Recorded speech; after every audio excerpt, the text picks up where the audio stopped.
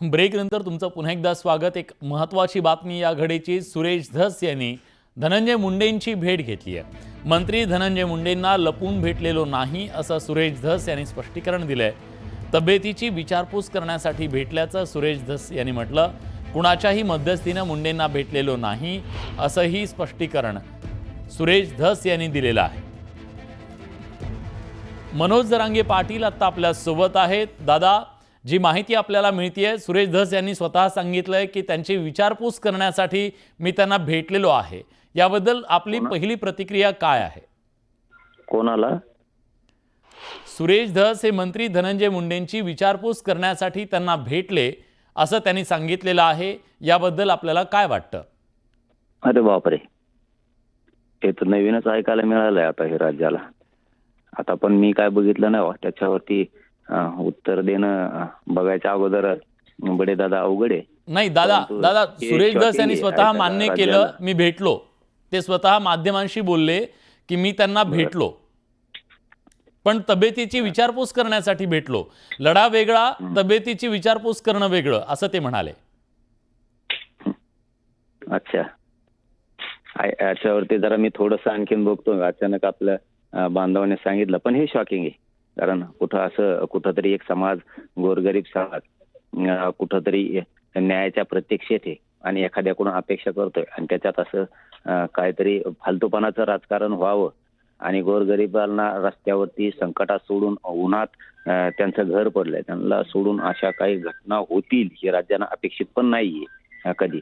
परंतु आता ते बघितलंच नाही, त्यामुळं धसांनावरती काय प्रतिक्रिया द्यावा अगोदरच बरोबर नाहीये असं माझं तरी पण वैयक्तिक मत आहे। तुमची बातमी बडेदादा खोटी नाहीये, मी मान्यही करणार नाही की ती खोटी आहे, परंतु काही गोष्टी जी आम्हाला म्हणजे कानाला ऐकायला बरं वाटलं नाही आणि नजरेलाही पडत नाही आणि जे राज्याला बघायचं नाही किंवा ऐकायचं नाही अशा गोष्टी जर ऐकायला मिळायला लागल्या तर हे मात्र खरोखर थोडं शॉकिंगच आहे।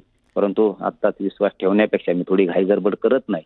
आपलं प्रतिष्ठित चॅनल आहे, आपल्याकडून कधीही चुकीची माहिती आतापर्यंत आलेली पण नाही आणि कधी येणार पण नाही।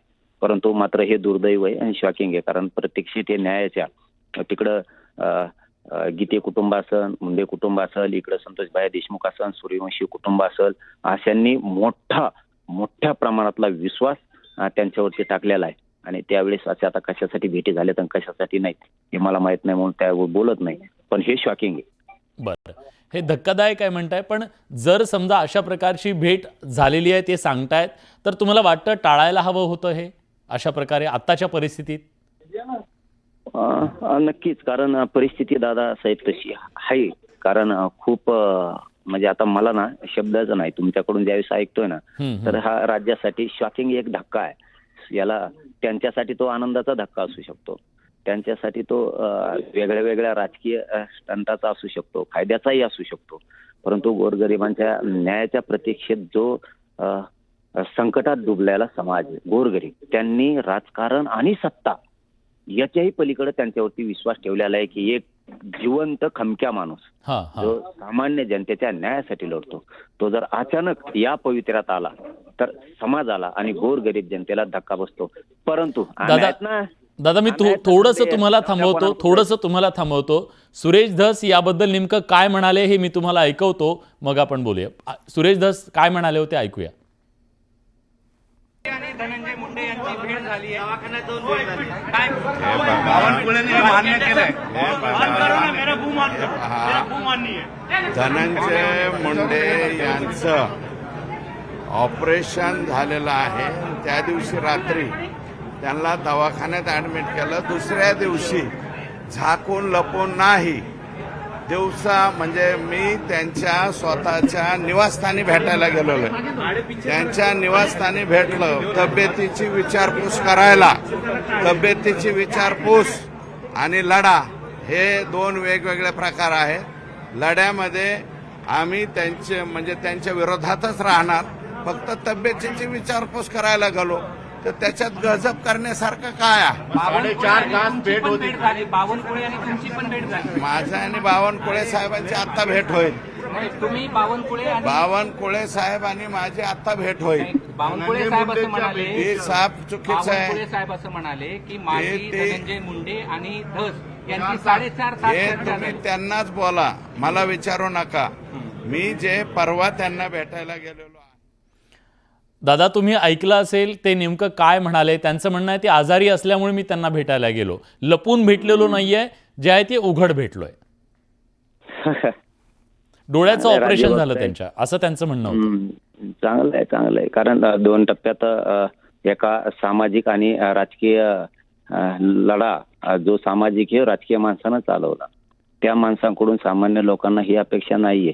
तुम्ही जर त्यांना दुखतंय म्हणून जर भेटायला जाणार असाल किंवा गेले असताल, मला माहित नाही गेलेत का नाहीत, गेले असतील तर मग तर साधा प्रश्न विचारला होता तो विसरलात का तुम्ही, की पंकजाताईंना त्यांनी शुभेच्छा मागितल्या होत्या तर म्हणले मी देऊ शकत नाही. तर त्याच्यापेक्षा तर हे कट्टर मॅटर आहे. हा हा हा. त्यांच्यापेक्षा तर हे कट्टर मॅटर आहे खूप. ते तर नुसतं पाडापाडीच होतं.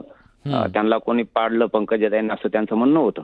आज मी पहिल्यांदा हे नाव घेतोय कारण थोडंसं आता आम्ही बी आता काय म्हणतात ना त्याला, सामान्य जनतेला शॉट बसल्यासारखा झालाय. म्हणून आता हे त्यावेळेस तर तुम्हाला मीडियाच्या बांधवांनी प्रश्न विचारला होता की त्यांना शुभेच्छा द्या, तर त्यावेळेस म्हणले होते मी शुभेच्छा देत नसतो, कारण ते तर एवढी कट्टरता नव्हती ना. इथं तर तुमचे माणसं मारून टाकलेत, त्याच्यापेक्षा तर खूप काय कट्टरता पाहिजे होती. म्हणजे थोडंसं आता शॉकिंग आहे, पण त्यांनी आता पुढे लढा सोडू नये. काय राजकीय दबाव आला असेल, पण आता आम्ही आहेत ना. अरे गोरगरीब जनतेला आम्ही आहेत, टेन्शन घ्यायचं नाही गोरगरिबांनी. हे काय, हे आपलं निवडून येऊस्तर असतं, स्वार्थ असतो. ठीक आहे, बघूया किती दिवस डाव चालतात. पण एक राजकीय चर्चा अशी होती की ते दोन्ही बाजूनी बॅटिंग करतायत, म्हणजे इकडून पण लढतायत तिकडून पण लढतायत, अशा प्रकारची चर्चा होती. यामुळे कुठंतरी एक प्रकारे त्यांची जी विश्वासार्हता होती त्याला सुद्धा तडा जाऊ शकतो. गेला जाऊ शकताना आपलं ठोक असतं. आपण तर जाहीर पाठिंबा दिलेला आहे. या माणसाला समाजाचं काम करतोय, अजिबात राजकारणात तोलायचं नाही. ही शंका त्याच दिवशी यायला लागली होती लोकांना, की ज्या दिवशी हेलिकॉप्टर उतारलं आष्टीला त्याच दिवशी लोकांना शंका आली होती. पण लोकांनी सोडून दिलता तो विषय, की होत असतंय त्याचं काय असतंय. परंतु त्यांना भेटायला जाऊ नये या मताचे आम्ही नाही. कोणाचं दुखत असेल, आयसीयूत असेल किंवा तो खूप सिरियस असेल, भेटायला गेलं पाहिजे, याच्याबद्दल आमचं दुमत नाही. पण मग थोडंसं असं जे दुतोंडीपणा वाटतो की त्यावेळेस मग शुभेच्छा द्यायच्या होत्या तर त्यावेळेस कट्टरता दाखवली, मी शुभेच्छा देत नाही म्हणे. तर मग यांनी तर माणसं मारून टाकली. बरोबर बोट ठेवलंय, कमवून नाही ठेवणार. जे खरं आहे तेच बोलत असतो मी. त्याला काय आम्ही काय मिंदे का कोणाचे, त्याचा कच कामं करतो, सगळ्यांचे घेतो. तू त्यांची सुद्धा घेतलेली आहे या माझ्या गोरगरीब मराठ्यांच्या पोरांनी. तुम्ही इकडे देताना मग ते तर कट्टर नव्हतंच नाही एवढा विषय, तो तर साधा विषय होता शुभेच्छा द्यायचा. तुम्ही ती कट्टरता दाखवली म्हणून मराठ्यांचे सगळे पुट्टे तुमच्या बाजून झाले. आज हेच माणसं मारू टाकले याच्या टोळीनं. म्हणजे याला वंजारी कळत नाही, याला मराठा कळत नाही, कोणालाही मारू टाकतंय. पैसा आणि सत्ता पाहिजे माणसं मारून टाकून. तुम्ही त्यांच्याकडे जाताय आणि कारण ते करताय. म्हणजे ठीक आहे, बरं आता त्यांचा राजकारणाचा विषय, आम्हाला काय दुःख होण्याचं काही कारण नाही. त्यांनी एका ताटात जेव्हा दोघांनी खुशाल एकमेकाच्या गळ्यात हात टाकून हिंडावं आणि तेही बघायला मिळेल थोड्या दिवसात मला वाटतं. पण याच मुद्द्यानं त्यांचे एक मराठा नेता म्हणून प्रतिमा तयार करण्याचा प्रयत्न झाला, अशी सुद्धा एक राजकीय चर्चा राजकीय वर्तुळात चर्चिली जात होती. त्याला सुद्धा धक्का बसेल आता, त्यांना जर मराठा लीडर व्हायचा असेल तर? चांगली गोष्ट आहे ना. आम्ही तो व्हा म्हणलो होतो, ज्या आपल्या मीडियाच्या बांधावरती त्या चर्चा चालू होत्या अशा पद्धतीच्या, तरी आम्ही म्हणायचो काय नाही, काय नेतृत्व नाही करायचं, मलाही नाही करायचं, कोणाला नाही. करतात ना ते समाजाचं पट्ट्यावर उभा राहा, माग सगळे ताकदीनं उभा राहा, त्या माणसाला बळ द्या, चांगलं काम करतोय अन्यायाच्या विरोधात. त्यांना आम्ही वाईट कामासाठी तीही त्यांना बळ देणार नाहीत आणि राज्यातल्या कुणालाच.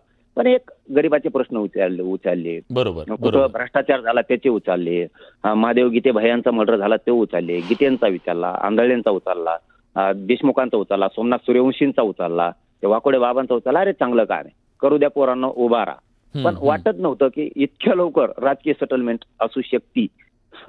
ठीक आहे, आम्ही आहेत, काय त्याला विलाज नाही. पण पुढे तरी त्यांनी आता जरी भेटले असले तरी हे आविर लोकमतच्या माध्यमातून आव्हान आहे, मी बघितलं नाही, त्याच्यामुळे मी आताही जाहीरपणावरती त्याच्यावरती नाराजी व्यक्त करणार नाही. परंतु त्यांनी पुढे होणं तरी समाजाचं करावं. पण दुसरा एक प्रश्न आहे, मधल्या काळामध्ये तुमच्यात आणि सरकारमध्ये म्हणजे तुमच्या मागण्यांच्या संदर्भात बोलायला ते आलेले होते. एक विश्वास तुम्ही त्यांच्यावरती दाखवला की तुम्ही या मागण्या सरकारकडून मान्य करून आणा, आणि त्याच्याबद्दल एक विश्वास तुम्ही दाखवलेला आहे. यापुढे तो विश्वास कायम असेल, समाजाचा विश्वास कायम असेल? आता समाजाचं मला माहित नाही आणि माझं तर अवघडच असतं. समाज काय आहे, माझा भोळा आहे, कट्टर बी लई आहे आणि कोणावर पण विश्वास टाकते. पण एकदा जर विश्वास फुटला आउट, फिरून जवळच नाही करीत. समाज तितका मग कणखर सुद्धा आहे माझा. हा विश्वास टाकतो मोकळ्या मनाने आणि जर असे दगे फटके बसले तर मग मात्र नीटच करतो. यालाही मराठीच म्हणतात. हे सत्य आहे, याच्यात काय लपून ठेवण्यासारखं नाही. पण मला नाही वाटत धसांनाकडून आम्हाला ही अपेक्षा असण्याचं काही कारणच नाही बाबा, नव्हतीच. कारण तुम्ही आता सरळ सरळ अन्यायाच्या विरोधात लढत होतात. एकानं खून केलाय त्याच्या टीमनं आणि त्याच्यामध्ये खून घडून आणणारा, खंडणी मागणारा, यापेक्षाही जास्त सामूहिक कट संघटित गुन्हेगारी करणारा सगळ्यात मोठा गुन्हेगार असतो. आणि आज दंड थोपाटलेच धसांनी यांच्या विरोधात. हो, त्यावेळेस अन्यायाला वाचा फुटणार, गोरगरीब ओबीसींवर अन्याय झालाय त्यांनाही फुटणार असं वाटत होतं. परंतु आता हे काय काय त्याच्या नावाखाली काय झाले भीतीच्या माहित नाही. आता मी त्याचं स्पष्टीकरण देऊ शकत नाही. मला